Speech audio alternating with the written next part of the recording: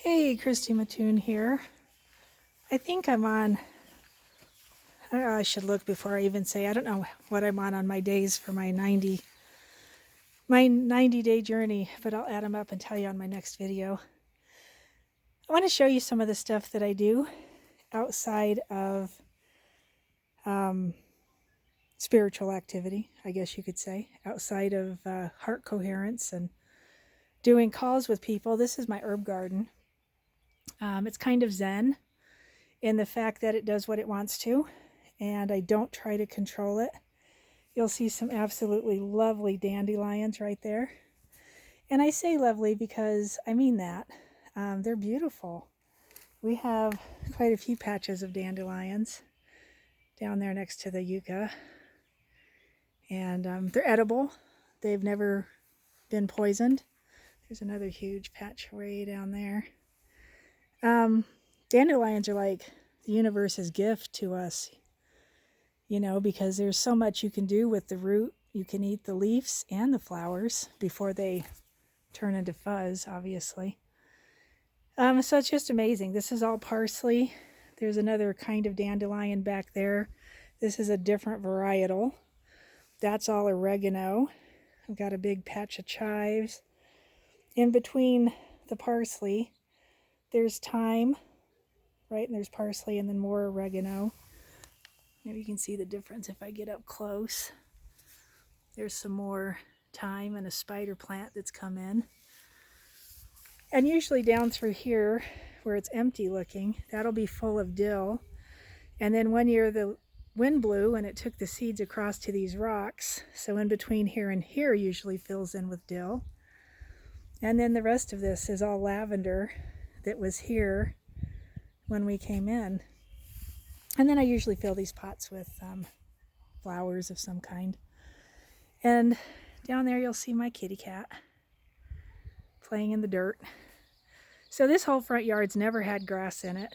It used to be all rocks, and slowly over the last 4 years I've dug it out and changed it, and this year it's going to be a garden in the front. We'll fence it off so the deer can't get to it because we live right next to a lot of fields. This whole back area is all fields. And so the deer come in a lot, but this is going to be a pumpkin patch, a little bit of a corn patch, and I've already got some onions started in there. So, and my point of this video is, what do you do? What do you do with your time outside of your spiritual practice and your work life, right? Whatever your work life is. And people all the time will tell you have to balance it somehow. I don't know that there is a balance to it. I honestly think that somehow you have to figure out how to integrate it. Instead of balancing it and trying to seek some kind of, I don't even know what it is we'd be seeking, but whatever it is they say when they say balance, because I've told my husband that for years, to balance his work life with our home life. And he just can't. It's not something that he's very capable of. And obviously I'm not either. Here's my kitty cat. I miss Kitty. So it's about integrating it. And in integrating things, you have to figure out how to integrate your spirituality with life. And so obviously earthing is a huge part of spiritual nature. And if you're grounded and able to earth yourself well, it gets easier for sure. So this is me integrating all of my backyard garden space, which I'll show you another time, with this piece of land that's in the front of our house and turning it into something useful. I don't believe grass is very useful. It takes a lot of work and a lot of effort, and people look at me and go, this takes a lot of work and a lot of effort, and I'm like, yeah, at least it yields something I can utilize. And if I can't utilize it, maybe, you know, the deer can. Maybe something else in nature will get some utilization out of this project, which they definitely will. So heart coherence for me is a part of my spiritual journey. So we're going to do a little heart coherence balance out here in the garden. So as you sit inside yourself, wherever you're at, and even Even if you're driving, don't close your eyes, obviously, but let's take a few deep breaths together. So as you inhale, you're pulling oxygen and energy up into your system. Nice big inhale. Really inflate your diaphragm. Inflate your lungs, open out that rib cage, and see if you can pull the oxygen and energy, which is actually what it is, all the way to the top of your head. And then when you're ready to exhale, you're just a slow, long release. That slow, long release, if it's longer than your inhale, will start to calm your autonomic nervous system. And then we inhale again. As big as you can get it. And then nice, long, deep exhale. And we're going to do that one more time. Big inhale.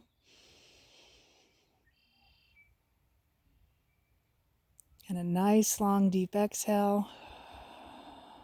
This time I want you to put your hands, excuse me, put your hands over your heart space. Kitty cat's over there stalking something. Put your hands over your heart space. I want you to draw your awareness to your heart. In drawing your awareness to your heart, I want you to feel a deep sense of gratitude. What does gratitude feel like, right? In the world that we live in, we're taught gratitude has to do with getting something or giving something, right? Being grateful for something around you. Being grateful because somebody gave you something, maybe somebody loves you deeply, and that gives you gratitude. We want the feeling without the attachment. We want the feeling without the thought. So from your heart space, can you find a feeling that we call gratitude, but just leave it at the feeling. And then get rid of the attachments to it. Even with your eyes open, you should be able to do this. So it's part of the practice that I partake in, is the idea of walking meditations, but right now I'm sitting. And I'm just noticing everything around me. I take all the labels away, take all the information off of it. And then I just feel that feeling of gratitude. And we stay here for about 3 minutes. We've already been here for about 1.5, I think. Just inhaling and exhaling, staying in the feeling of gratitude. Becoming more and more aware of your inner self inside your heart space.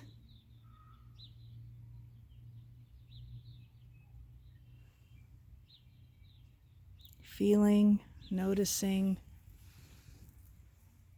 becoming more of that which you already are. As you breathe in and out of your heart space, just keep feeling, keep noticing. We're not really doing anything with it today. We're just being. That inner stillness.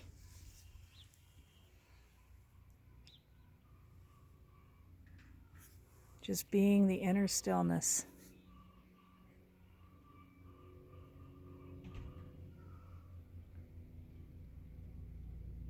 And when you are ready,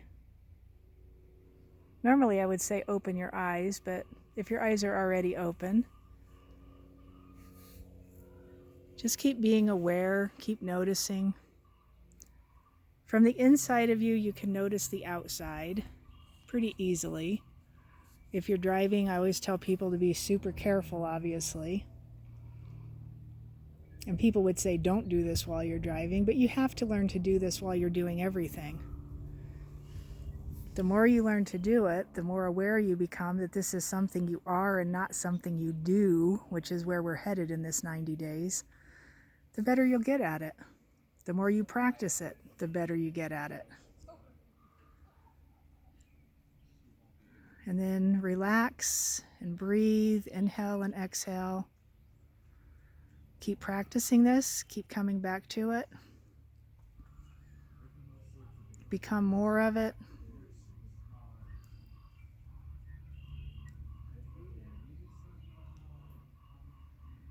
And as you go about your day, try and do this 2 or 3 more times. So this is a practice of heart coherence.